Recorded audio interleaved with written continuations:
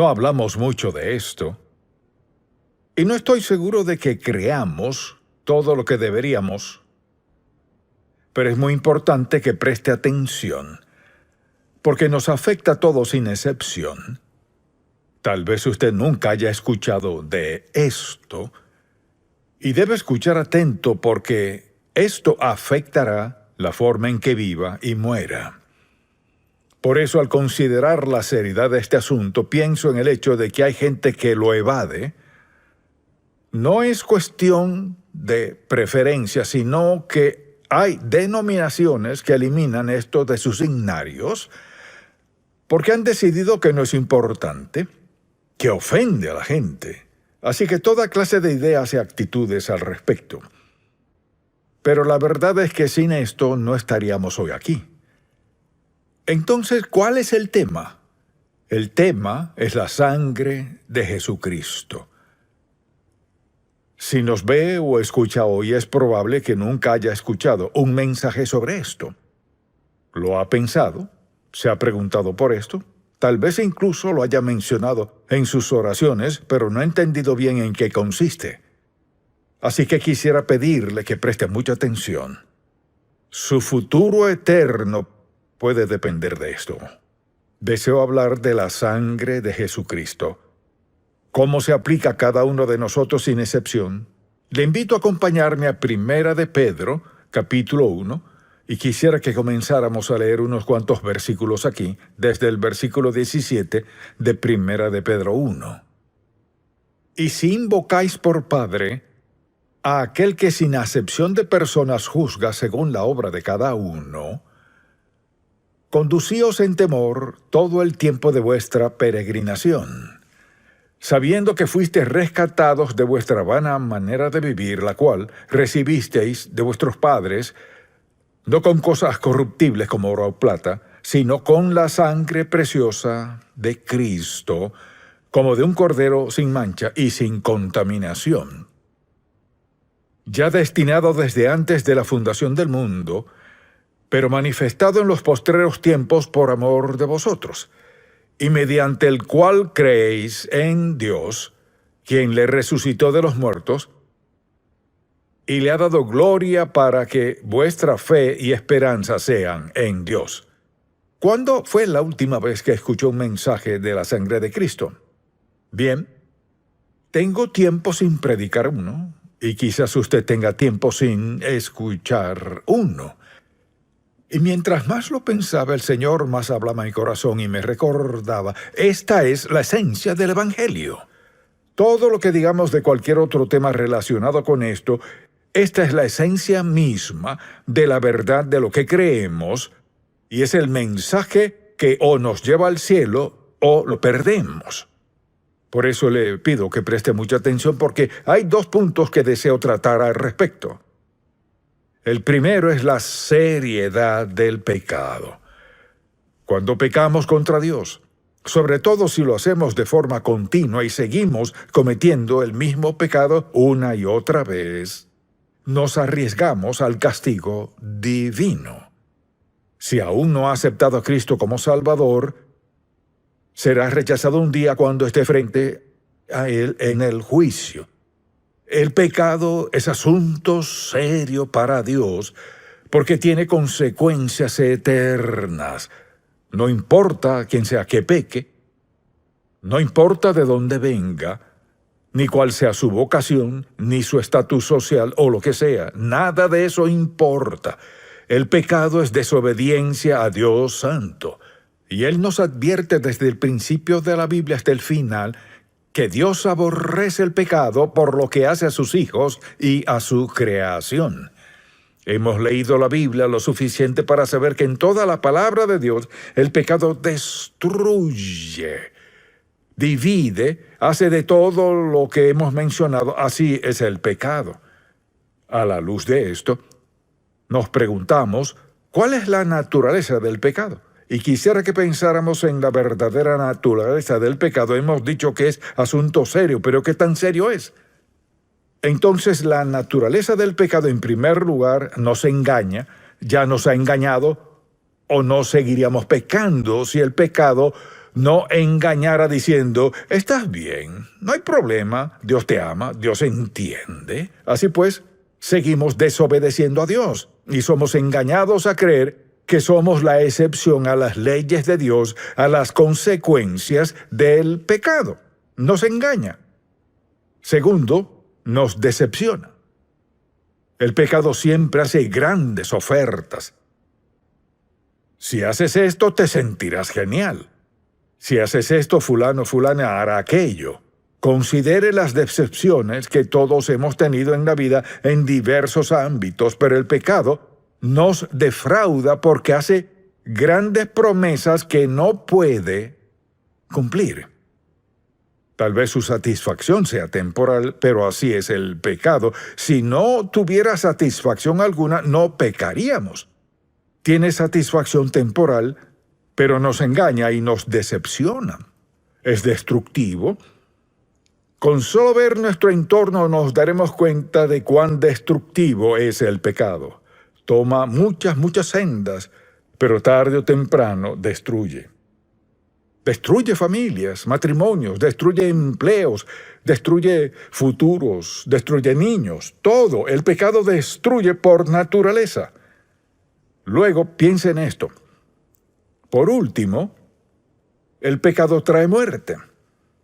¿Por qué batallo con eso? Porque quisiera decir que a menudo el pecado trae muerte después de cierto tiempo. A veces es al instante, pero lo peor es que su efecto es eterno. La Biblia dice, el alma que pecare morirá, la paga del pecado es muerte. Si tuviera que detenerme aquí, la vida sería terrible. Pero gracias a Dios no nos detenemos aquí. Pensemos en esto. ¿Cuál es el poder salvador que suscita el perdón del pecado? Es el poder salvador de la sangre de Jesucristo. Y quisiera que pensáramos en esto. Acompáñeme al tercer capítulo de Génesis. Regresemos al principio y al hacerlo verá en este huerto perfecto del Edén que Adán y Eva tenían todo a su favor, pero podían elegir, Dios les permitió elegir. Así pues, pecaron contra Dios. Dice la Escritura en el versículo 20 del capítulo 3, y llamó a Adán el nombre de su mujer Eva, por cuanto ella era madre de todos los vivientes.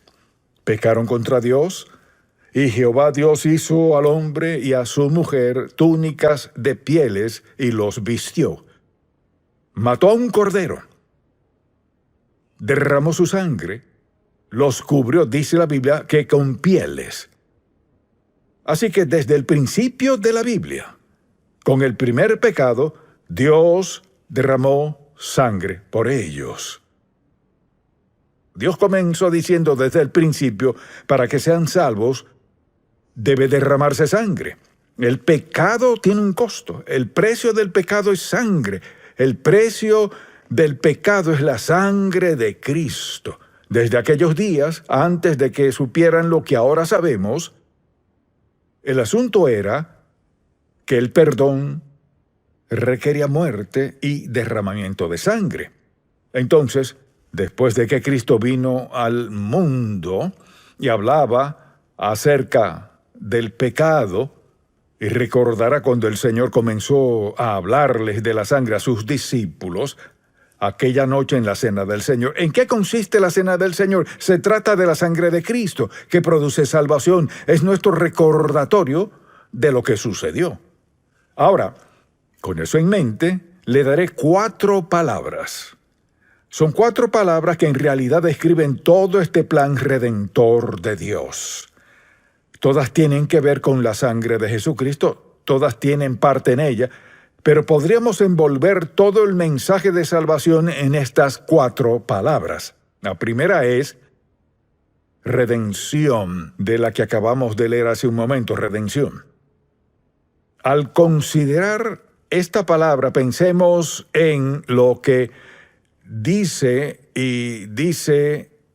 en 1 de Pedro 1, versículo 18, sabiendo que fuiste rescatados, o sea, salvos, no con cosas corruptibles como oro o plata. ¿No es interesante que Dios haya tomado lo más valioso o preciado para decir, miren, sus bienes más valiosos no les servirán de nada?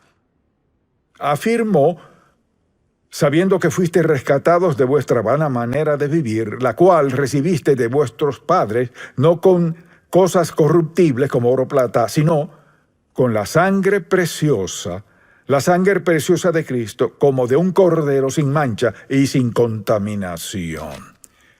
Así que la primera palabra es redención. Redimir algo es comprarlo de nuevo. La sangre de Jesucristo es lo único en existencia que podrá encargarse de nuestro pecado.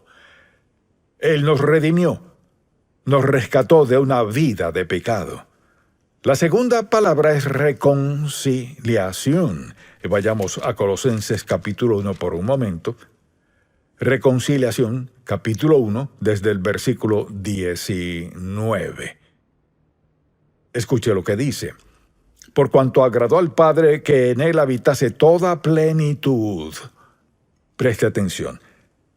Y por medio de él, reconciliar consigo todas las cosas, así las que están en la tierra como las que están en los cielos, haciendo la paz mediante la sangre de su cruz, y a vosotros también, que erais en otro tiempo extraños, separados de Dios, y enemigos en vuestra mente, haciendo malas obras, ahora os ha reconciliado en su cuerpo de carne, por medio de la muerte, para presentaros santos y sin mancha e irreprensibles delante de Él.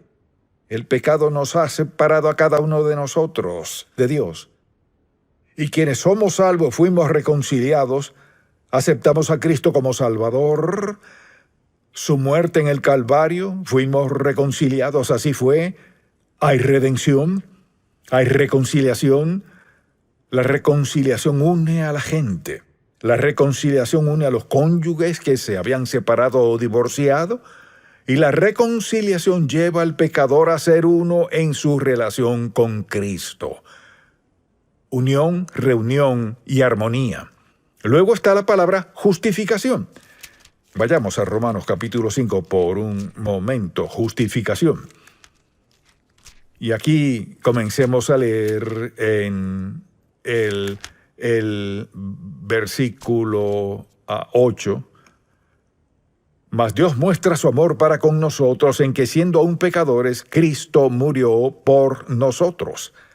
Así que al hablar del amor de Dios por nosotros, ¿qué hace? Va directo a la razón suprema y el precio de su amor por nosotros. Dice, mas Dios muestra su amor para con nosotros en que, siendo aún pecadores, Cristo murió por nosotros. Pues mucho más, estando ya justificados en su sangre, por él seremos salvos de la ira.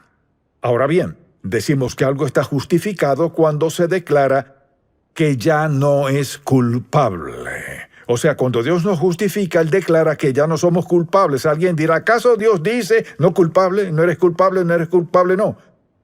Es la sangre de Cristo que lo hace posible. Así que si alguien rechaza a Cristo, rechaza al único que puede quitar su pecado, porque Él es quien hizo que la justificación fuera realidad.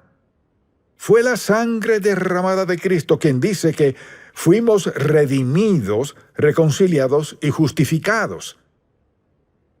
No es lo que hagamos, sino lo que hizo Él por nosotros.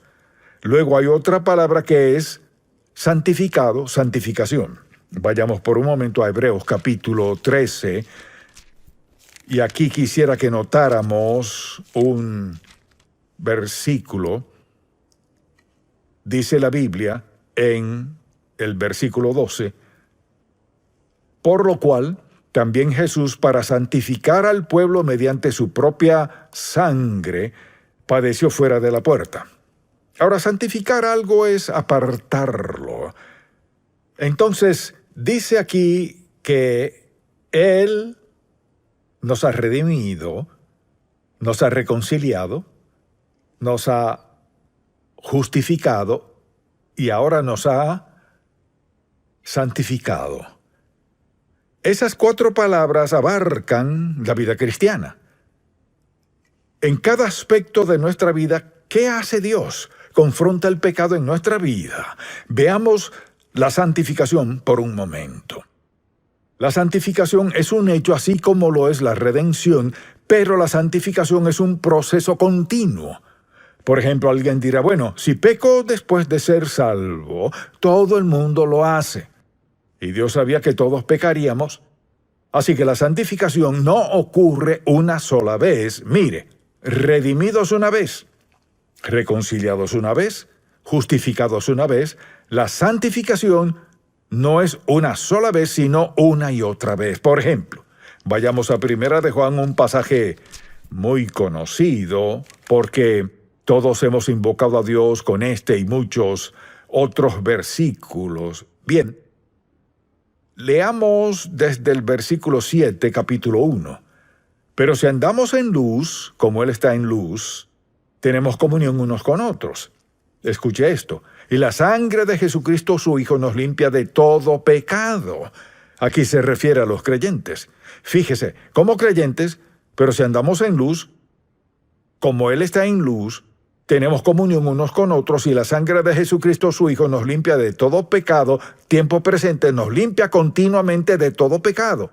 Si decimos que no tenemos pecado, nos engañamos a nosotros mismos. La verdad no está en nosotros. Si confesamos nuestros pecados, o sea, si estamos de acuerdo con Dios en que hemos pecado contra Él, Él es fiel y justo para, o sea, sin duda lo hará, perdonar nuestros pecados y limpiarnos de toda maldad. Así que, Dios nos redime una vez y para siempre. Nos reconcilia de una vez por todas y nos justifica de una vez por todas. Vemos en las Sagradas Escrituras que su santificación es una vez y un proceso continuo.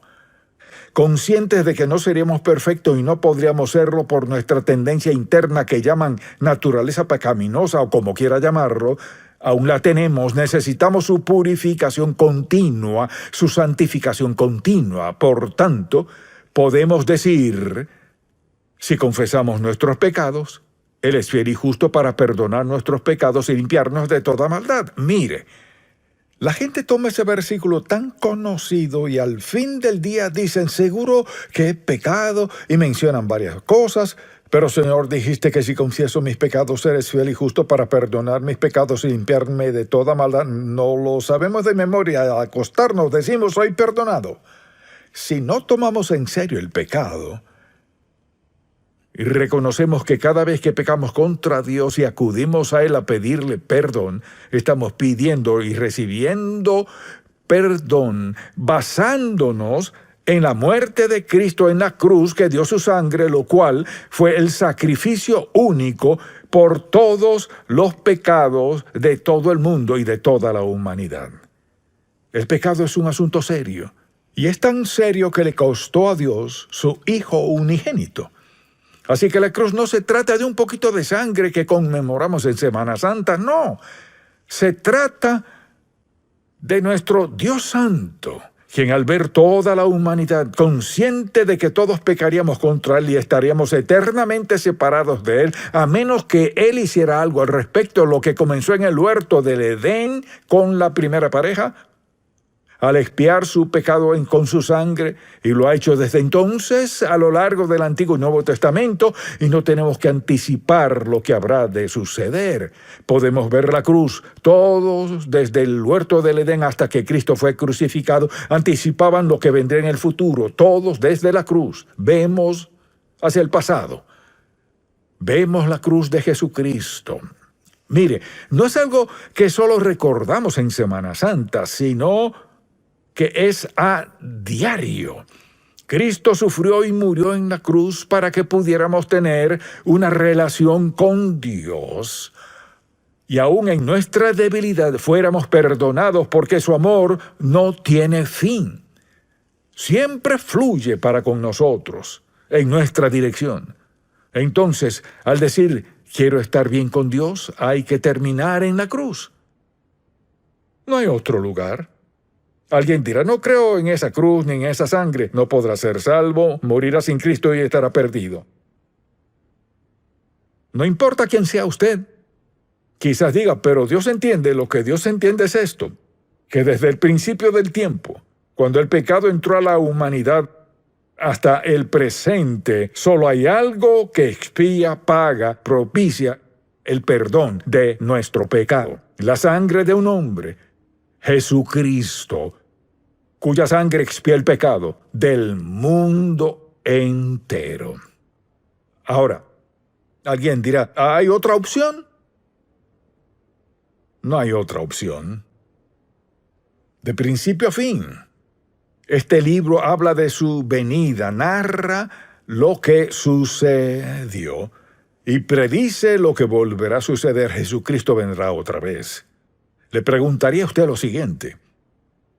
¿Ha habido algún momento en su vida cuando tomó en serio su pecado, lo había tomado a la ligera, como si fuera un chiste arruinar su vida y la de otras personas? ¿Ha luchado con su estilo de vida de pecado? ¿Le ha dicho a Dios que es pecador y que lo necesita en su vida? ¿Y le pide perdón basándose en que su Hijo murió y pagó toda su deuda de pecado? ¿Le pide que le perdone sus pecados y entrega su vida a Él? ¿Lo ha hecho o no todavía? Si aún no ha sucedido, lo último que querrá es morir. Hasta tanto no esté dispuesto a confesar su pecado. Mire, el perdón no es barato. El perdón le costó a Dios su Hijo unigénito. Su sangre derramada es la única expiación por el pecado. Entonces le pregunto, ¿está dispuesto a pedirle perdón por sus pecados? No porque vaya a ser mejor, sino porque Cristo murió por usted. Porque después de aceptarlo como su Salvador, Él manda al Espíritu Santo, la tercera persona de la Trinidad, a su vida para facultarle a superar el pecado, a llevar una vida recta y agradable a Dios. Él nos recuerda que está dispuesto a perdonarnos, a salvarnos. Dios no nos dejó solos, sino que nos dio al Espíritu Santo para facultarnos a vivir como le agrada. Ese es el Evangelio. Un sermón. Si muriera hoy, ya habrá escuchado la verdad. Todo se trata de la sangre de Cristo. Todo es sobre su perdón, su purificación y la gran restauración que hace Dios en su vida al escribir su nombre en el libro del Cordero y ser hijo de Dios para siempre. Solo una cosa, mediante una persona, una sola vez, en toda la historia, que puede llevarle al cielo.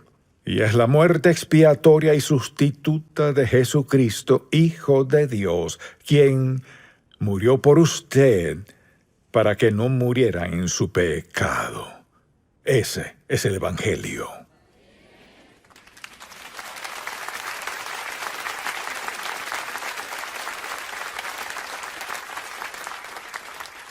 Así que si usted está hoy aquí, o nos escucha o nos ve, esta es su oportunidad. Oremos. Padre, te pido por alguien aquí que aún no es salvo, que no sabe nada de la redención, ni la reconciliación, o ninguno de esos términos que usamos. Solo sabe que hay pecado en su vida y está separado de ti. Oro en el nombre de Jesús, para que te pidan que perdones sus pecados y rindan su vida a ti. Que sea el principio de una vida nueva. Dijiste que nos sellarías como tus hijos.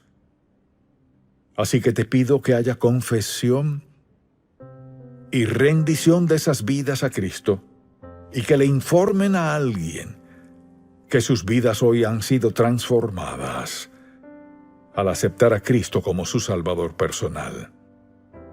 También, Señor, oro por el resto de nosotros que no olvidemos este mensaje y que tomemos en serio el vivir como te agrada. Oramos en el nombre de Jesús. ¿Persona bondadosa? Piénselo un momento. ¿Es una persona amable? ¿Es amigable? ¿Es generoso? ¿Es paciente? ¿Es llevadero? ¿Es cariñoso? ¿Considerado? Y su compañía es agradable. Usted pensará, no soy así, pero quisiera conocer a alguien así. Pero pensemos en esto. Una persona amable resalta en un grupo, quizás no sea quien más hable, pero alguien amable tiene algo como un atractivo inherente que está allí.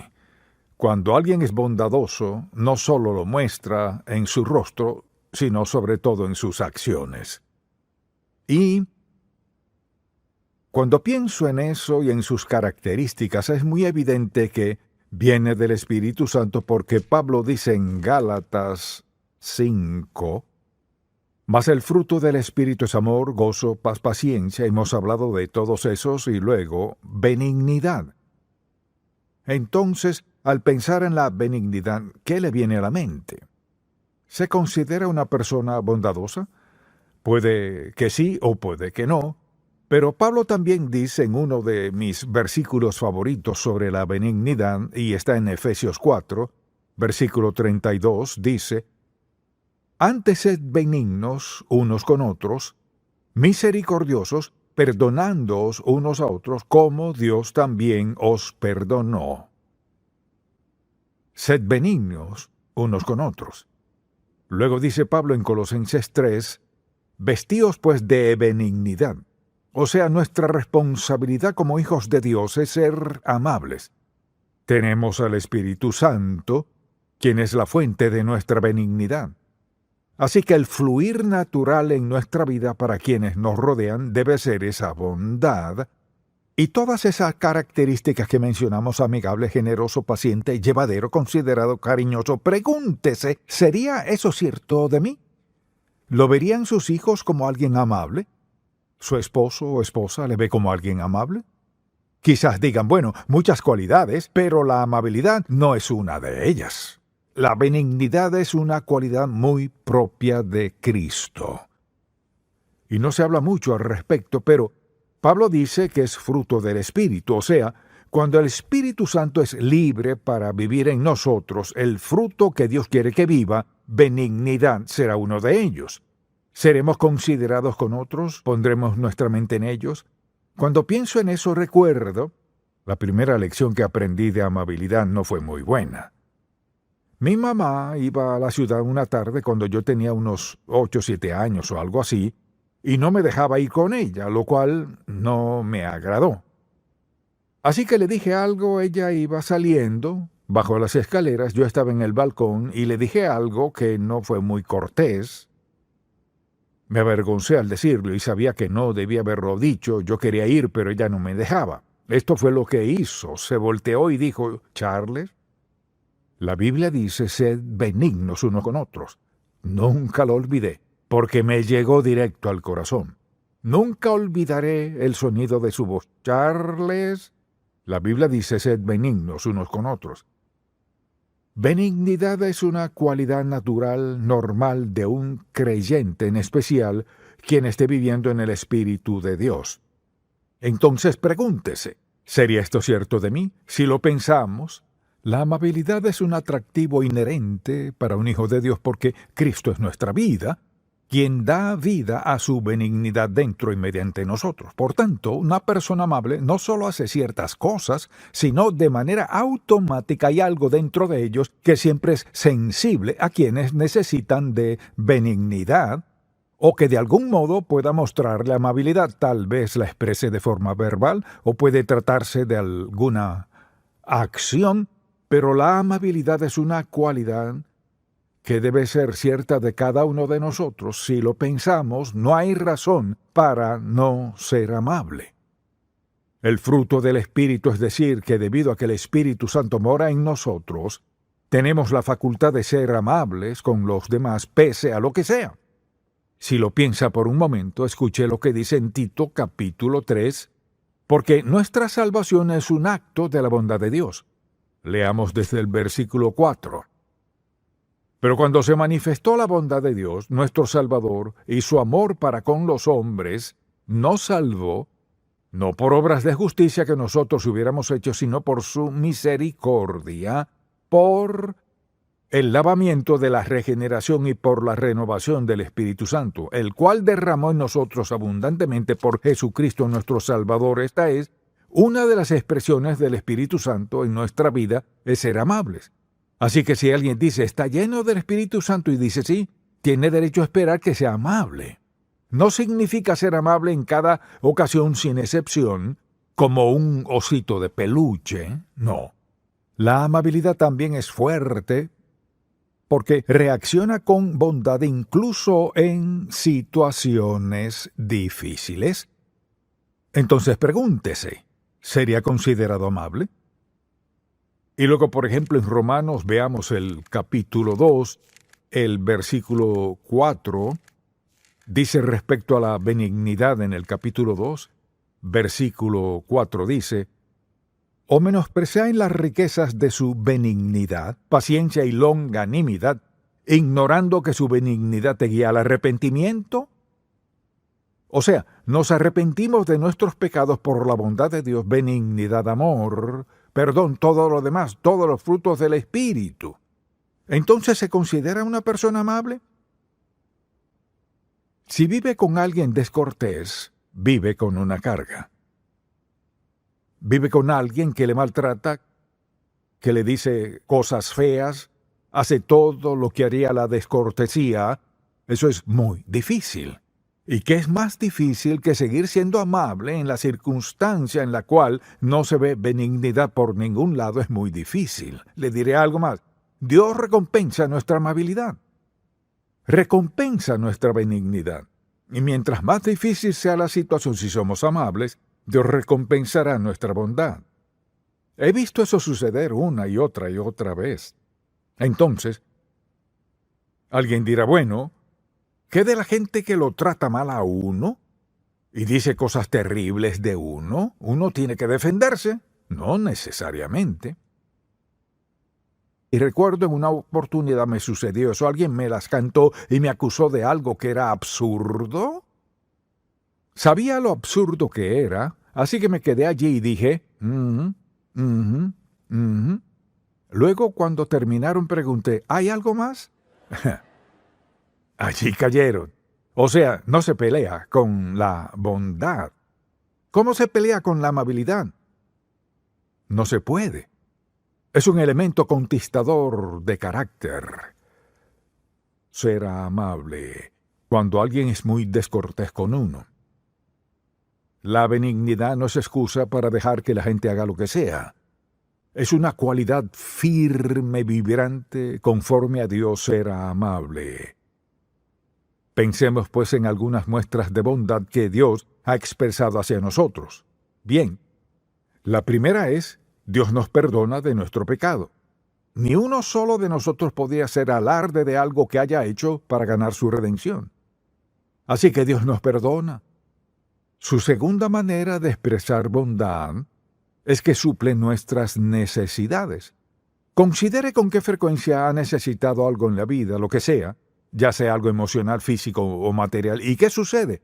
Dios en su misericordia, benignidad, bondad, ¿qué hace? Suple nuestra necesidad. Porque así es Él.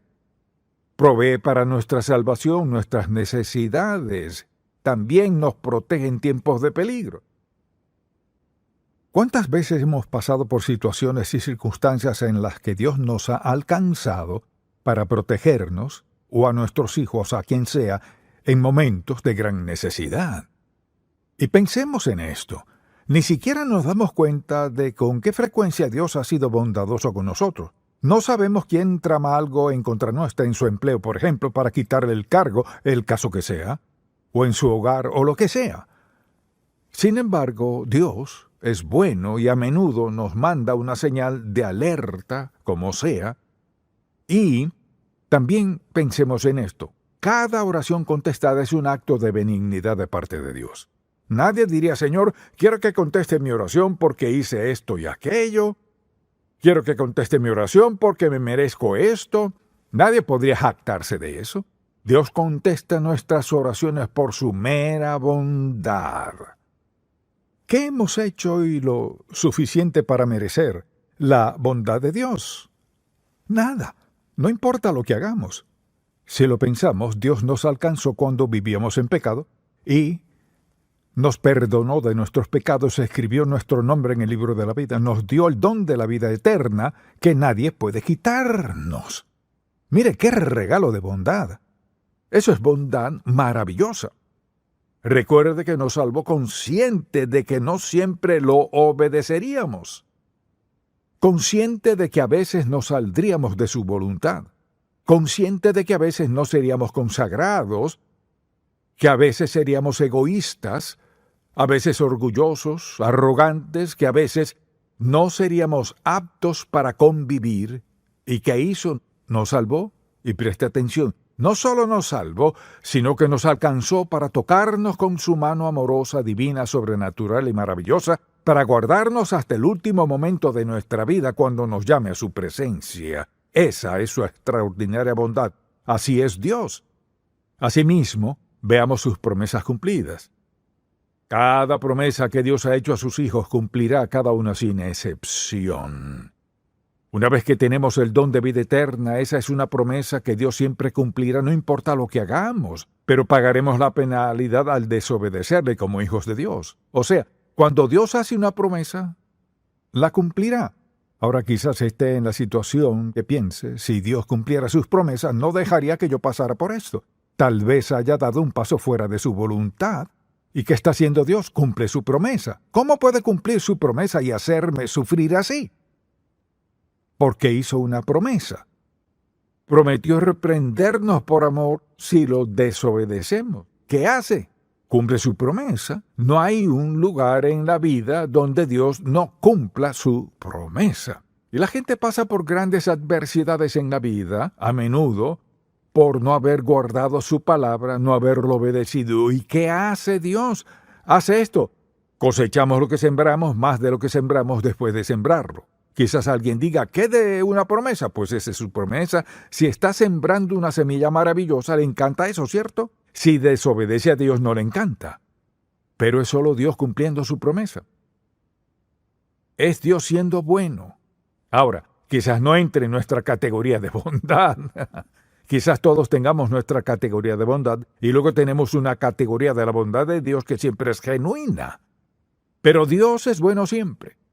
Cuando nos ocasionamos dificultades por haber desobedecido al gran dador de bondad, quien quiere lo mejor para nosotros. Claro, Dios se involucra de forma personal en nuestra vida. Piensa en esto. No solo Dios nos salvó, sino que nos envió al Espíritu Santo para involucrarse de manera personal en cada aspecto de nuestra vida. Se trata de un don de benignidad. Mucha atención, Dios está allí, sea que le obedezcamos o no. Dios quiere expresar bondad, le encanta mostrarnos su bondad. Ahora bien, ¿qué cree que pasaría si desobedece a Dios? Y todos lo hemos hecho. Si desobedece a Dios y dice, nadie es perfecto, olvidémonos de eso. ¿Sabe lo que haría? Le despojaría de su fe en Dios, porque nunca sabría con precisión dónde está si Dios le dejara salirse con la suya con algo. Pero la benignidad implica veracidad, también disciplina e instrucción. Implica amor, mansedumbre, amabilidad y muchas cosas más. Así que todo es parte de ello y también la promesa de su presencia con nosotros. Escuche esto, no te desampararé ni te dejaré. ¿Acaso no es eso bondad? Ahora una cosa es que alguien más diga eso, pero que Dios lo diga, no te desampararé ni te dejaré y punto. No dijo excepto, sí, ni, pero, cuándo, excepto, quién, no. No te desampararé ni te dejaré. La bondad de Dios es indescriptible, pero también es palpable, es agradable, es verdadera en nuestra vida, la bondad de Dios. Así que solo diría que nuestro estilo de vida debería ser una expresión de la misericordia de Dios. Ahora le daré varios pasajes para que los apunte. Proverbios 19:22 dice: contentamiento es a los hombres hacer misericordia. Eso es Proverbios. ¿Qué dice? ¿Qué es contentamiento a los hombres la misericordia? ¿Qué dice del mundo? Musculoso, fuerte, apuesto, rico, encantador y todo lo que tiene el mundo. La Biblia dice que lo deseable en una persona es la bondad. Escuche, Proverbios 3:3. Nunca se aparten de ti la misericordia y la verdad. Átalas a tu cuello, escríbelas en la tabla de tu corazón. O sea, manténlos cerca de nuestra mente y nuestras acciones. Escucha esto. Nunca se aparten de ti la misericordia y la verdad. Átalas a tu cuello, no a tu tobillo, no a tu rodilla. ¿Por qué las ata a su cuello? Para tenerlas lo más cerca posible. Es decir, que sea lo primero. Átelas a su cuello, escríbalas en la tabla de su corazón, o sea, no basta con saber de misericordia, escríbela en su corazón. Debe ser parte de su ser, manténgala cerca en pensamiento y en acción. Luego en Primera de Pedro 2:3 dice: si es que habéis gustado la benignidad del Señor, que solo significa experimentarla, ¿experimenta usted la benignidad de Dios? ¿La siente? Ahora, si no es amable, permítame decirle cómo debería sentirse con mucha convicción. Avergonzado de sí mismo. Debería sentir que debe ir a casa y confesarle a su familia que no ha sido la clase de padre o hijo o hija o madre que debe ser. Y que le pide a Dios que le perdone y a ellos que le perdonen. Que con su ayuda quiere comenzar a ser la clase de esposo, padre, esposa, hija, hermana, quien sea, quiere comenzar a ser la clase de persona que Dios creó que fuera. Ahora dirá, eso no es necesario. Sí lo es, pero requiere que sea un verdadero hombre para hacerlo. Una mujer de verdad para hacerlo. Decir, no he sido amable contigo, en especial si le han maltratado. Decir, solo quiero que sepas que no he sido tan amable contigo como debería y quiero serlo. Si me ayudas, quiero ser amable. La amabilidad cambia a su familia. Puede cambiar sus amistades. Puede cambiar a la gente a su alrededor. La bondad es un don de Dios, provisto por el Espíritu Santo, y somos los medios mediante los cuales Dios Todopoderoso habla misericordia con quienes vivimos, amigos, extraños, donde quiera que sea. Amabilidad. Ahora, si no ha aceptado a Cristo como su Salvador, eso no funcionará. Porque Él da el don de su bondad a quienes son sus hijos, quienes lo han aceptado. Así que le animo a pedirle al Señor Jesucristo que perdone su pecado, su falta de bondad, todo lo que ha dicho y hecho, que ha herido a quienes le rodean, ya sea en su hogar, donde trabaja, donde juega. Pídale a Dios que cambie su vida de modo tal que al verle sepan que algo ha sucedido en su vida. No es la misma persona, porque Dios ahora expresa su bondad a través de usted. Padre, te amamos, te alabamos y